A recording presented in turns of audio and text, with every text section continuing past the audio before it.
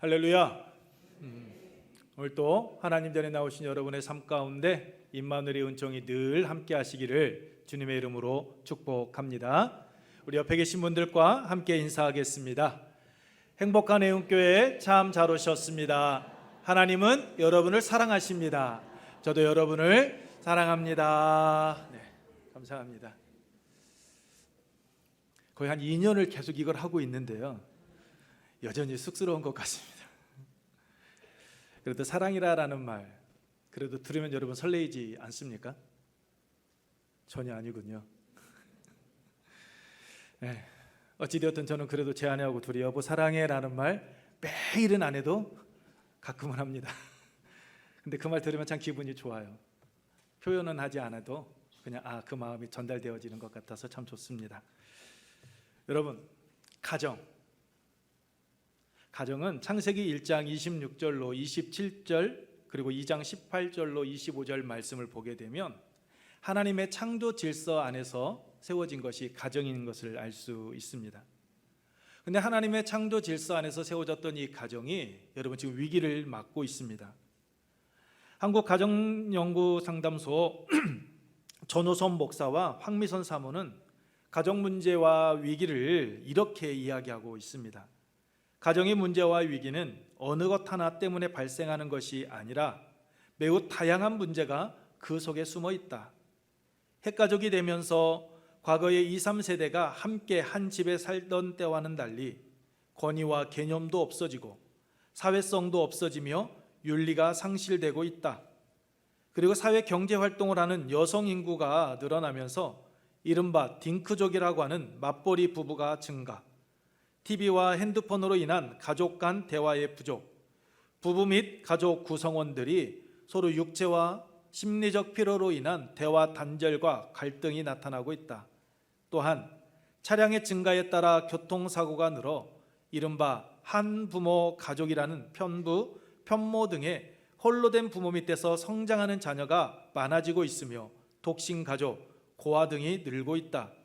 가정 문제가 오늘날처럼 이렇게 심각한 사회적 위기로 등장한 적은 일찍이 없었을 것이다 라고 말입니다.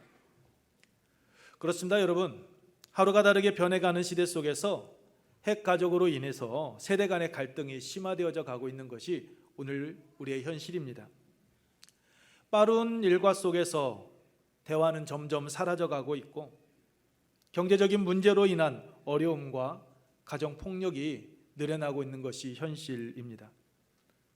또한 이기적이고 자기중심적인 사고로 인하여서 여러분 서로에게 아픔과 상처를 주는, 남을 배려해 주지 못하는 것이 오늘 우리의 삶이고 오늘 우리 가정의 안에서 벌어지고 있는 모습들입니다. 그런데 이 가정 파괴의 위기는 그리스도인들의 가정이라고 해서 예외는 아닌 것 같습니다. 그리스도인들의 가정도 여러분 위기에 노출되어져 있습니다. 그렇다면 우리가 어떻게 할 때 가정의 위기를 극복하고 하나님의 그 창조 질서 안에서 세워진 가정이 축복의 장소로 자리 잡아갈 수가 있을까요? 오늘 본문 말씀은 그 답을 우리에게 여러분 주고 있습니다. 본문은 성전 순례시로 성전에 올라갈 때 부르는 노래입니다. 그런데 이 노래시를 보게 되면 가정을 소재로 하고 있는 것을 여러분 볼 수가 있습니다. 가정을 돌보는 남편, 즉 아버지의 수고, 가족 구성원들인 아내와 또한 그 자녀들을 언급하면서 복된 가정은 어떠한 모습을 띠고 있는지 오늘 우리에게 말씀하고 있습니다. 여러분께서 생각하시는 복된 가정은 어떤 모습이다라고 생각을 하십니까?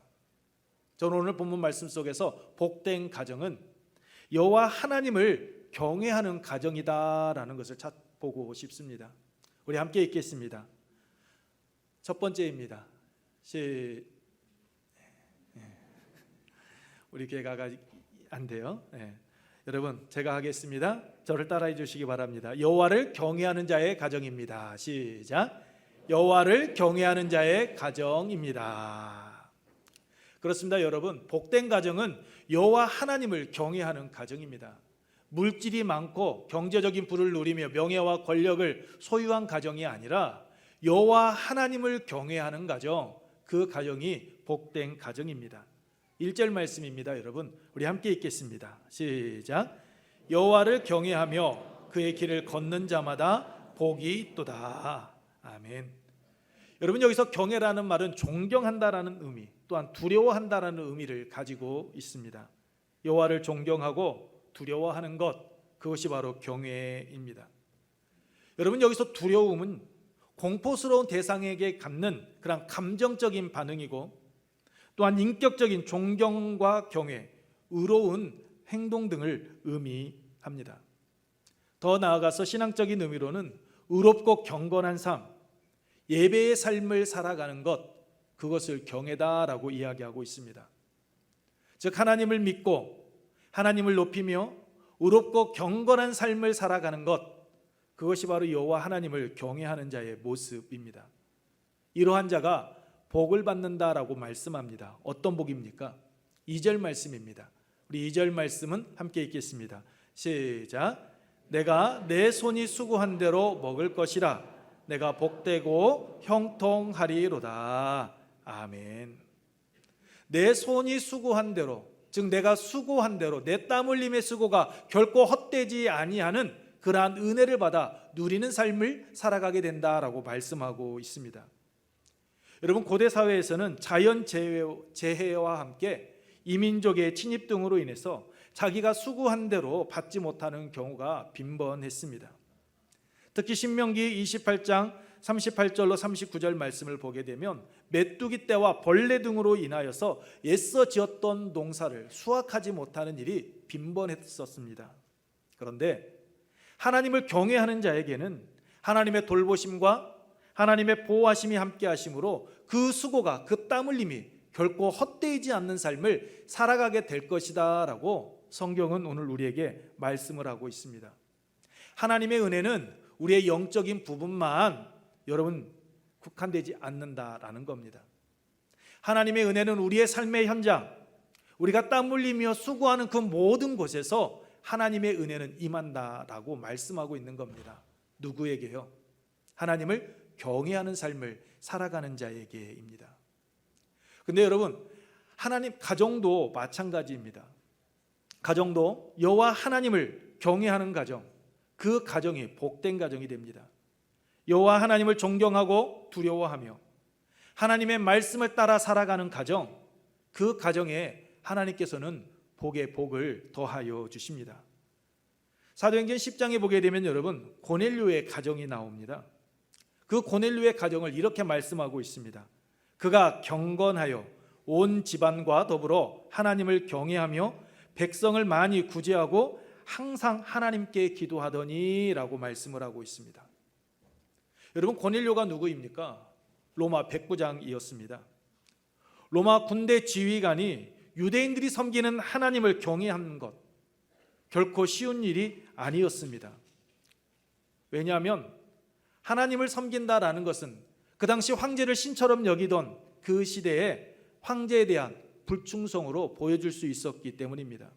그럼에도 불구하고 고넬료는 온 가족과 함께 하나님을 경외했습니다. 그의 신앙은 형식적인 신앙이 아니었습니다. 주위 사람들에게 그냥 보여주기 위한, 유대인들에게 환심을 얻고 유대인들을 잘 다스리기 위한 그러한 보여주기식이 아니었습니다. 그의 믿음은 살아있는, 행동하는 믿음이었습니다. 누가복음 7장에 나오는 병들어 죽어가는 종을 살리기 위해서 유대 장로들을 찾아가 예수님께 자신의 종을 고쳐달라고 구하였던, 요청하였던 백부장과 같이 오늘 이 고넬료도 산 믿음의 소유자였던 것입니다. 그는 삶 속에서 본을 보인 자였습니다. 그러했기에 사도행전 10장 24절에 고넬료가 그의 친척과 가까운 친구들을 모아 기다리더니 라고 말씀하고 있듯이, 고넬료의 초청을 받았던 이들이 마다하지 아니하고 베드로를 기다리며 그곳에서 하나님께 영광 돌리기를 원했던 그 자리에 고넬료의 초청을 받은 이들이 하나 둘씩 모여들기 시작하였던 겁니다. 고넬료의 삶을 지켜보던 자들이 도대체 고넬료가 믿는 하나님, 그의 가족들이 믿는 하나님은 어떤 하나님이시기에 로마 백부장 된 자가 자신의 사제를 털어가면서 가난한 자들을 구제하고, 또한 유대인들이 믿는 그 하나님을 믿는단 말인가? 그 하나님은 도대체 어떠한 분이시기에 그가 이렇게 변화된 삶을 살아갈 수 있는 것인가라는 그러한 호기심과 함께 그가 믿는 하나님이라면 나도 한번 믿어보아야 되겠다라는 그러한 마음으로 그의 요청에 응하며 나왔던 겁니다. 무늬만 그리스도인, 형식적인 그리스도인이 아니었습니다. 그러했기에 하나님께서는 그가 이방인이었음에도 불구하고 그가 간절히 기도하였을 때 그 기도를 들으시사 베드로를 보내주시고 그 모임 가운데 성령을 부어주셨을 뿐만 아니라 그 가정에 예수 그리스도의 이름으로 그들이 세례를 받게 하는 그러한 은혜를 그 가정에 더하여 주었던 겁니다. 그 가정 모든 사람들이 구원받을 수 있도록 하나님께서는 영적 충만함의 은총을 고넬료의 가정에 더하여 주셨습니다. 저는 오늘 온가족 예배를 드리는 우리 애움교회 성도들의 삶의 가정이 이와 같기를 소망합니다. 고넬료 가정에 임한 하나님의 은혜가 여러분의 삶과 가정에 동일하게 임하기를 축복합니다. 여러분의 가정에서 예수 그리스도의 향기가 풍겨지고 여러분의 가정이 세상의 소금이 되고 세상의 빛이 되어서 주위에 있는 많은 사람들에게 하나님을 드러내는 그러한 복된 삶을 살아가기를 주님의 이름으로 축복합니다. 두 번째로 복된 가정은 여러분 부부가 서로 돕는 가정입니다. 두 번째입니다. 시작. 부부가 서로 돕는 가정입니다. 그렇습니다. 여러분, 복된 가정은 부부가 서로 돕는 가정, 하나가 되어지는 가정, 그 가정이 여러분 복된 가정입니다. 여러분 사람인자 아시지요? 사람인자 어때요? 사람은 혼자 살아갈 수 없다라는 겁니다. 누군가를 지탱해 줄 때, 누군가가 나를 받쳐줄 때 살아갈 수 있는 것, 그것이 바로 여러분 사람이다라는 겁니다. 하나님께서 아담과 하와를 지어주셨습니다. 아담에게 하와를 지어주셨습니다. 이유가 무엇입니까? 창세기 2장 18절 말씀입니다. 2장 18절 우리 함께 읽습니다. 시작. 여호와 하나님이 이르시되 사람이 혼자 사는 것이 좋지 아니하니 내가 그를 위하여 돕는 배필을 지으리라 하시니라. 아멘. 혼자 사는 것이 좋지 아니하여서 돕는 배필을 지어주셨다라고 말씀을 하고 있습니다. 그렇습니다. 여러분, 돕는 배필로 하와를 지어주셨습니다.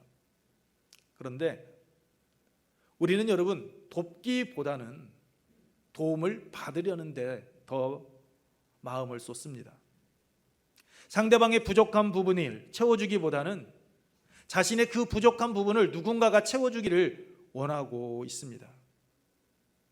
그러다 보니 기대에 미치지 못하면 서운해하고, 더 심하면 싸우고, 넘지 말아야 될 그 선까지 넘는 경우가 허다한 것입니다.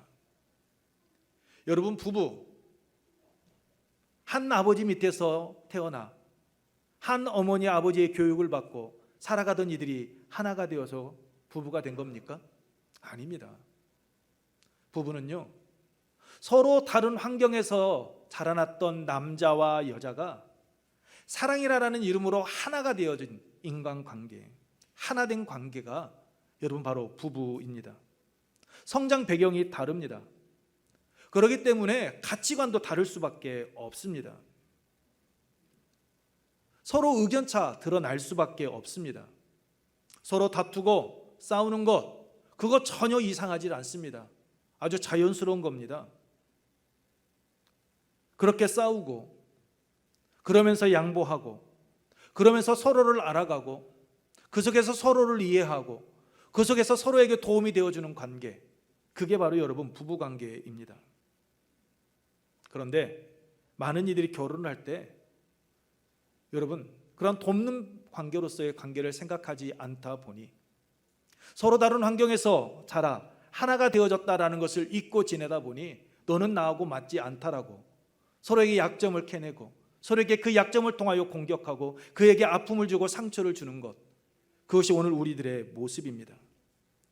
서로 맞지 않다라는 이유로 그 부족한 부분, 자신의 그 부족한 부분을 채워주지 않는다는 이유로 여러분 갈라서기를 여러분 쉼없이 하는 것을 보게 됩니다.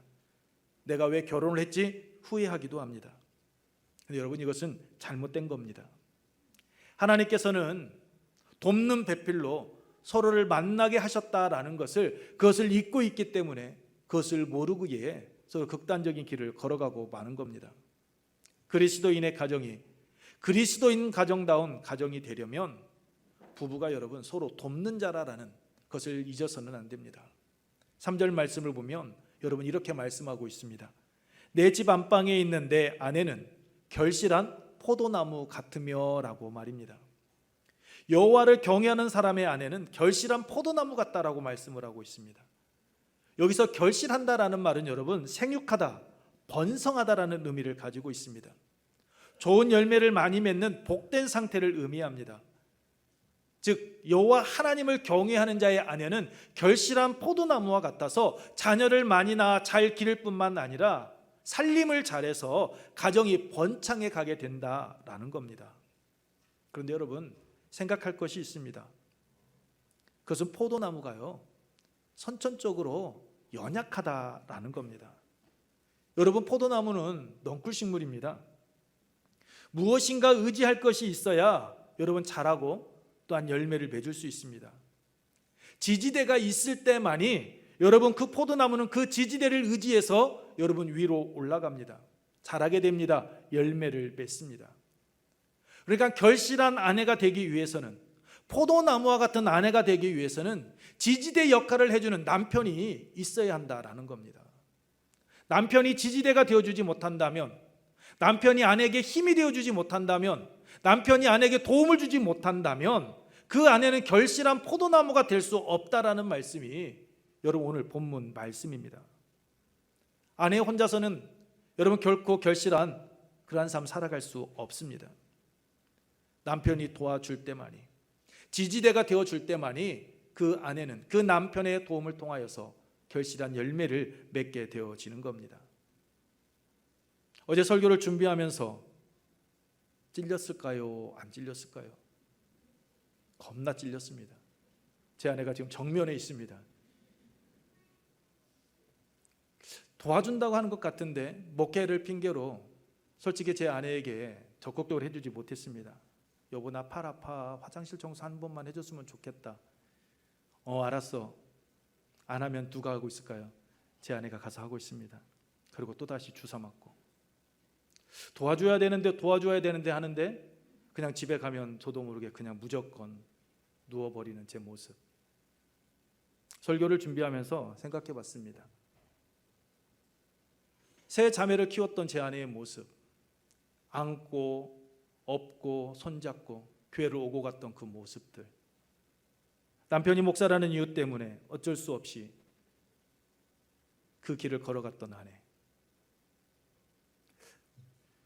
오늘의 제가 있었던 것들 뒤돌아보게 되면 전에 말씀을 드렸던 것처럼 최고의 선택은 제가 제 아내에 만나서 결혼했다라는 것, 그것이 어제 설교를 준비하면서 다시 한번 생각하게 되었습니다. 나는 아내를 통해서 빛이 나는데 과연 나는 아내의 빛이 되고 있는가? 아내에게 계속해서 도움만 요청하고 있지는 않은가? 그런 제 자신을 한번 생각하게 되었습니다. 우리나라 미혼 여성들은 크게 두 가지 종류의 꿈을 꾸고 있다라고 합니다. 하나는 신데렐라 꿈입니다. 백마를 탄 왕자님이 번쩍거리는 유리 구두를 가지고 와서 신겨주는 꿈. 한마디로 무슨 말입니까? 성공한 남자 만나고 싶다라는 그 꿈을 가지고 있다라고 합니다. 다른 하나는 평강공주 꿈입니다. 현재 남자가 자신보다 조금 부족하다 할지라도 자기가 내조를 잘해서 그 남자를 반드시 성공시키겠다, 빛나게 만들어주겠다라는 그런 꿈을 가지고 있다라고 합니다. 근데 이 두 꿈은 여러분 다른 꿈 같은데 꿈은 하나입니다. 어떤 꿈입니까? 성공한 남자 아니면 앞으로 성공할 남자. 그렇지 않은 남자는 관심 있다 없다? 없다라는 게 현실이라는 거죠. 그럼 미혼 남자들은 여러분 어떨까요? 이것도 마찬가지입니다. 하나는 미스 코리아의 꿈입니다. 내 아내는 정말 아름답고 이뻐야 된다라는 미스 코리아 꿈, 자신의 모습은 생각하지 않고서 말입니다. 그리고 또 하나는 어떤 꿈이 있을까요? 셔터맨이요. 무슨 의미입니까? 아내가 능력이 있어야 된다라는 겁니다. 아내가 이쁘든지 아니면 돈을 잘 버는 그러한 여자를 만나서 자신이 좀 빛을 발하고 싶다라는 그 꿈을 남자들이 가지고 있다라는 겁니다. 이런 미혼 여자나 미혼 남자, 이 공통된 꿈, 그것은 여러분, 내가 도움을 주기보다는 내가 도움을 받겠다라는 그러한 인간의 이기적인 모습이 그 꿈에 담겨져 있는 겁니다. 그런데 여러분 잊지 마십시오. 하나님은 돕는 배필로 화를 사주셨다라는 겁니다. 하나님은 부부는 서로 돕는 배필의 삶을 살아가도록 창조하셨다라는 것, 우리 부부를 만나게 하셨다라는 것, 그것을 우리는 잊어버려서는 안 됩니다. 여러분, 복된 가정을 꿈꾸고 계십니까? 그렇다면 내가 받을 것 생각하지 마시고 내가 먼저 돕는 그러한 사람이 되어주시기 바랍니다. 서로를 이해하고 협력하며 부족한 부분을 채워줄 수 있는 그러한 길을 걸어가시기 바랍니다. 그럴 때 복된 가정이 되어집니다. 여러분, 오늘 우리의 삶의 모습들 뒤돌아보기 원합니다. 나는 돕는 자인가? 나는 도움을 받으려 하는 자인가? 예수 그리스도는 우리를 위하여 당신의 몸을 아낌없이 내어 주셨습니다. 십자가의 길을 걸어가셨습니다. 희생하셨습니다. 돕는다라는 것은 예수님께서 당신을 내어 주시는 것처럼 나를 희생하는 겁니다. 나를 내려놓는 것입니다. 그 내려놓는 그 희생이 있는 부부 관계가 행복한 가정의 출발점임을 여러분 잊지 마시기 바랍니다. 세 번째로, 복된 가정은 자녀들이 잘 되는 가정입니다. 우리 함께 읽습니다. 시작. 자녀들이 잘 되는 가정입니다. 저희 집안에 양가를 통틀어서 아이가 딱 하나 있습니다. 초등학교 2학년. 우리 제 동생의 아들. 그 아이 외에는 우리 가정에 아이들이 없습니다.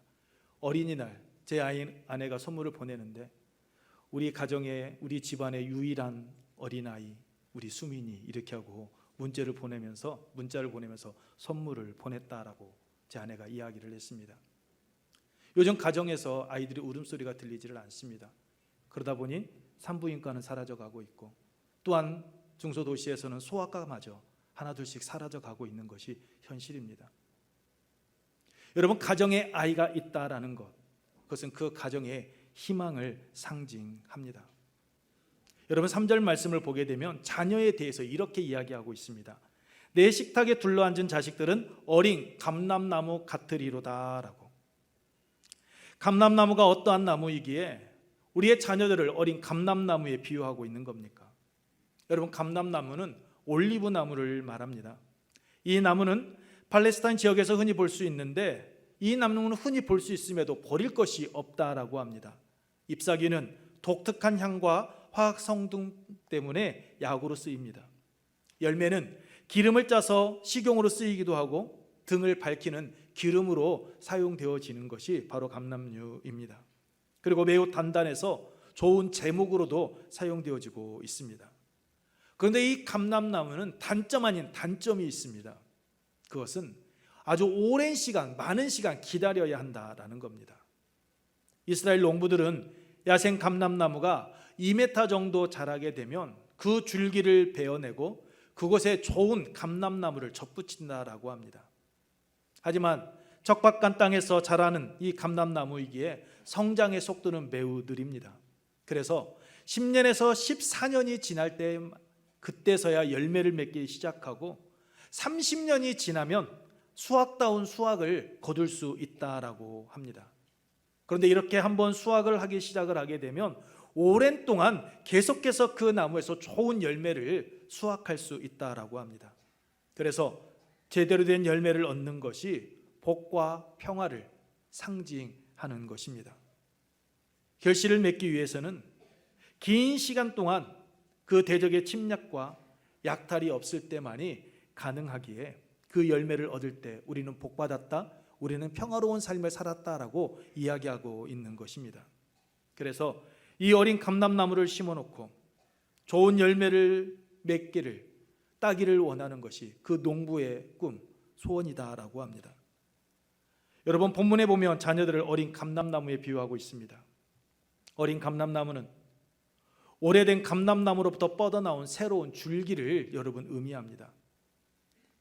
감람나무가 설령 베어진다고 해도 베어진 그 구루터기에서 새로운 싹이 자라나 나무 줄기와 가지를 만들듯이 어린 감람나무는 그러한 신선함, 그런 활력, 그런 건강함, 그 성장을 여러분 상징합니다. 그런데 여러분, 어린 감람나무가 오래된 나무에 붙어서 살아가는 나무이듯이 어떤 나무에 붙어 있느냐에 따라 나무의 모양과 그 나무의 생사가 여러분 결정된다라는 겁니다. 어떤 나무에 접붙여지느냐에 따라서 자라지 못하고 말라 죽을 수도 있다라는 겁니다. 무슨 말입니까?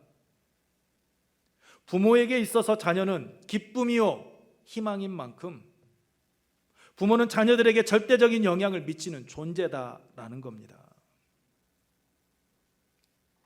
여러분께서 삶을 살아가는 그 모습, 여러분의 자녀들이, 지금 여러분 곁에서 함께 예배드리고 있는 우리의 자녀들이 지금 지켜보고 있다라는 겁니다. 여러분, 북이스라엘을 보십시오. 초대 왕이었던 여로보암 때부터 우상을 섬기기 시작합니다. 어떻게 됩니까? 줄기차게 우상을 섬깁니다. 여로보암의 길로 행하여, 여로보암의 길로 행하여, 여로보암의 길로 행하여 우상 숭배의 길에서 벗어나지 못했습니다. 우상 숭배를 보고 여러분 자라났기 때문입니다. 그 결과 어떻게 됩니까? BC 931년 이스라엘이 남과 북으로 나뉘어지고 난 후 북이스라엘은 722년에 아수르에 의해 멸망을 합니다. 그 분열이 209년 동안요, 분열되어 209년 동안 지내면서 19명의 왕이 북이스라엘을 다스렸는데 쿠데타에 의해서 9번의 왕조가 바뀌어집니다. 8명의 왕이 암살당하고 말았습니다. 왕자를 차지하기 위해서 계속해서 피비린내 나는 싸움을 벌였던 겁니다. 첫 단추, 첫 시작, 그 뿌리가 잘못되어지다 보니 돌이킬 수 없는 그 길을 걸어가고 말았던 겁니다. 우리의 자녀들, 오늘 우리의 모습을 바라보고 있습니다. 오늘 우리 교회 학교 아이들, 오늘 이 시간 하나님 전에 나와 예배 드리고 있는 우리 어른들의 삶의 모습, 그 신앙의 모습을 지켜보고 있습니다.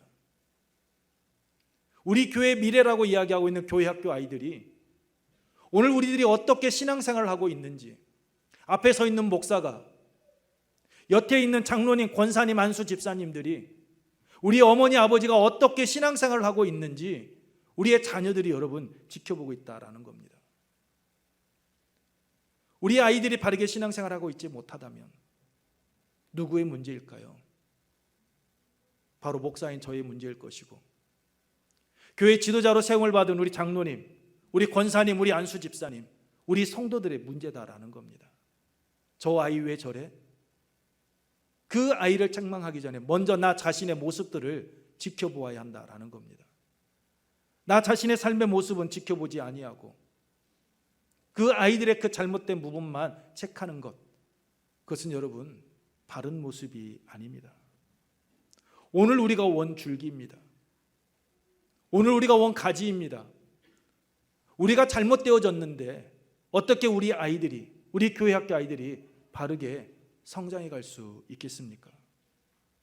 여러분, 우리 교회 학교 아이들이, 여러분의 자녀들이 잘 자라 감람나무와 같이 되기를 원하십니까? 그렇다면 가정에서는 부모로서, 교회에서는 목사, 장로, 안수집사, 권사, 성년에 이르기까지 모두에게 여러분 바르게 신앙생활하고 있는 그 모습을 보여주시기 바랍니다. 하나님을 경외하는 삶, 믿음의 본이 보여주어야 합니다. 복 있는 삶 살아가야 합니다. 그럴 때만이 우리 곁에 있는 우리 교회 학교 아이들이, 우리의 가정의 자녀들이 어린 감람나무와 같은 그러한 삶을 살아갈 수 있게 되어지는 겁니다. 믿음의 거목이 되어질 수 있습니다. 이들이 믿음의 길에서 떠나고 있다면 오늘 우리의 삶의 모습을 뒤돌아보아야 할 것입니다. 디모데후서 1장 5절에 보면 사도 바울이 믿음의 아들 디모데의 거짓 없는 믿음을 칭찬하면서 이렇게 이야기합니다. 우리 함께 읽겠습니다. 디모데후서 1장 5절입니다. 시작. 이는 내 속에 거짓이 없는 믿음이 있음을 생각함이라. 이 믿음은 먼저 내 예조모 로이스와 내 어머니 유니게 속에 있더니 내 속에도 있는 줄을 확신하노라. 외조모 로이스와 어머니 유니게의 신앙을 그대로 본받았다라는 겁니다.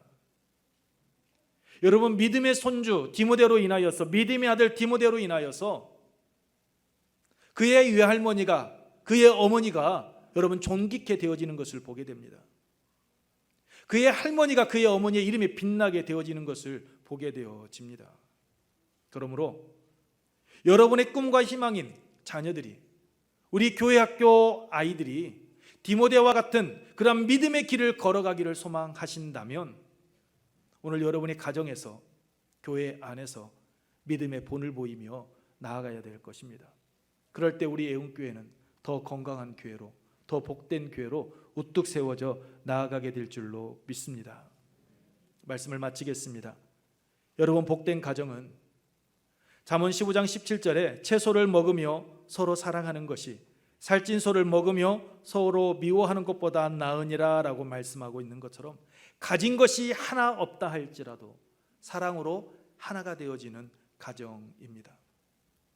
시편 127편 1절 말씀과 같이 하나님께서 세워주시는 가정, 하나님께서 지켜주시는 가정입니다. 그 가정을 세워가고 그 가정을 여러분 만들어가기를 원하십니까? 그렇다면 오늘 본문 말씀과 같이 여호와 하나님을 경외하는 믿음의 길을, 믿음의 삶을 살아가시기 바랍니다. 여러분의 가정에서 사랑하는 자녀들에게 부부가 서로 돕는 자로서의 삶을 살아가시기 바랍니다. 그럴 때 우리의 자녀들은 어린 감람나무와 같이 우뚝 서 자라가게 될 것이고, 우리 자녀들의 삶의 자리에서 아름다운 열매가 주렁주렁 맺혀지는 그러한 삶을 살아가게 될 줄로 믿습니다. 여러분께서 꿈꾸고 소망하는 믿음의 가정, 믿음의 명문가가 세워지게 될 것입니다. 이 은혜가 오늘 여러분의 삶 가운데 함께 하시기를 주님의 이름으로 축복합니다.